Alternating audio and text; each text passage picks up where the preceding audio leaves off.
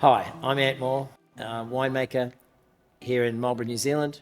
I'm an Aussie winemaker that came here over 20 years ago to make cool climate wines, and it's been quite a journey. The thing that really excites me with being a winemaker is just that diversity in what you do.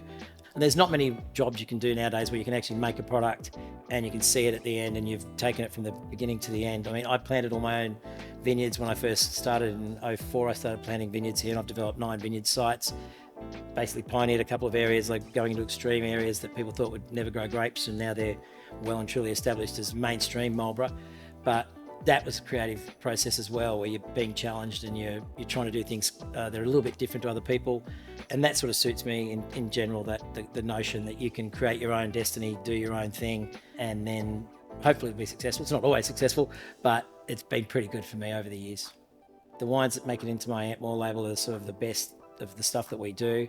We make quite a lot of wine. We make wine for a lot of other people as well as ourselves.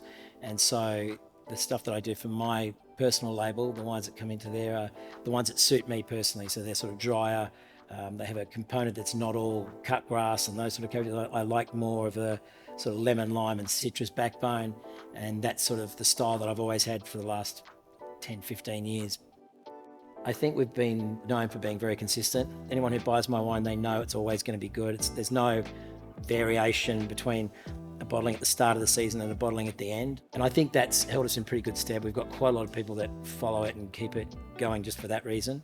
We've had really good loyalty over the years from trade customers at restaurants and bars, or consumers that have tried our wines and they continue to buy them ongoing.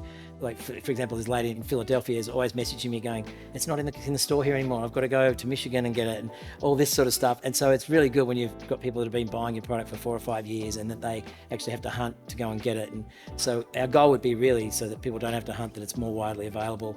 And that's sort of, I think for us, would be the culmination of 25 years of work, pretty much. For me personally, I'd say the winemaking process is very much a collaborative process. It's the guys working the vineyard, and if they cut corners, we're going to pay a price for it, and so on. So for me, a big part of it is really trying to get everyone to buy into the wine quality and the focus on that.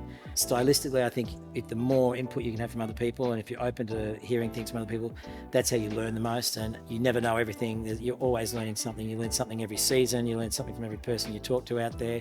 So I think that for me is one of the most interesting and one of the most positive aspects of making wine, is that you get to work with other people and listen and learn as you go, and hopefully impart knowledge on them and in turn get knowledge back.